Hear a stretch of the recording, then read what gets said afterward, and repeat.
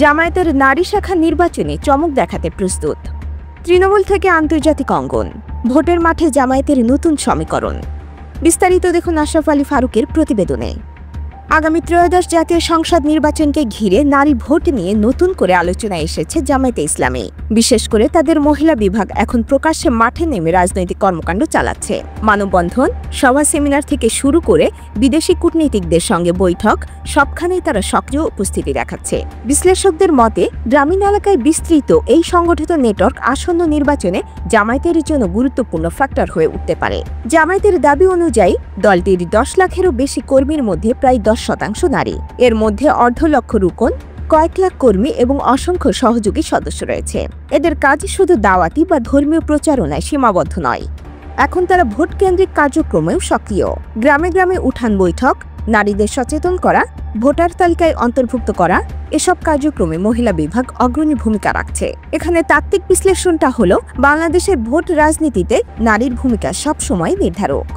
দেশের মোট ভোটারের প্রায় অর্ধেকই নারী এবং গ্রামীণ প্রেক্ষাপটে তাদের ভোট প্রভাব ফেলতে পারে। জামায়াতের মহিলা বিভাগ এই নারী ভোটারদের কাছে পৌঁছাতে পারলে তারা শুধু সংগঠনের ভিত মজবুত করবে না, বরং প্রতিদ্বন্দ্বী দলগুলোর ভোট ব্যাংকেও চাপ সৃষ্টি করবে।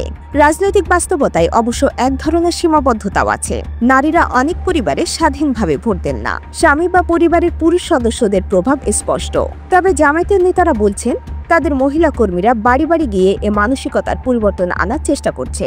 ঢাকা বিশ্ববিদ্যালয়ের রাষ্ট্রবিজ্ঞান বিভাগের অধ্যাপক ডক্টর সাব্বির আহমেদ মনে করেন, এটা শুধু সাংগঠনিক শক্তি নয়, রাজনৈতিক কৌশলের বড় অংশ।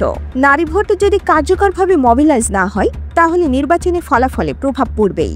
আরেক অধ্যাপক ডক্টর এস.এম. আলী রেজা বলেন, জামায়াতের মহিলা বিভাগ হচ্ছে একটি অর্গানাইজড ভোট ব্যাংক।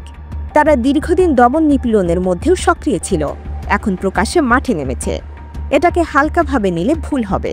রাজনৈতিক তত্ত্ব অনুযায়ী, যেখানে ভোটারদের একাংশ এককভাবে সংগঠিত হয়ে রাজনৈতিক ময়দানে নামতে পারে, সেখানে তাদের প্রভাব গাণিতিক হিসাবের বাইরে গিয়ে মনস্তাত্ত্বিক ও প্রতীকী চাপও সৃষ্টি করে। জামায়াতের মহিলা বিভাগের ক্ষেত্রেও তাই ঘটছে।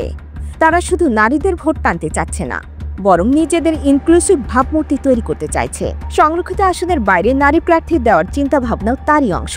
সব মিলিয়ে জামায়াতের মহিলা বিভাগকে ঘিরে এখন রাজনীতিতে নতুন সমীকরণ তৈরি হচ্ছে। তাদের সংগঠিত উপস্থিতি নির্বাচনী অঙ্কে কতটা পরিবর্তন আনতে পারবে, তা নির্ভর করবে মাঠ পর্যায়ে তাদের সক্রিয়তা এবং প্রতিদ্বন্দ্বী রাজনৈতিক শক্তিগুলোর প্রতিক্রিয়ার উপর। তবে এটুকু নিশ্চিত, আসন্ন নির্বাচনে এই বিভাগ উপেক্ষা করার মতো অবস্থানে নেই।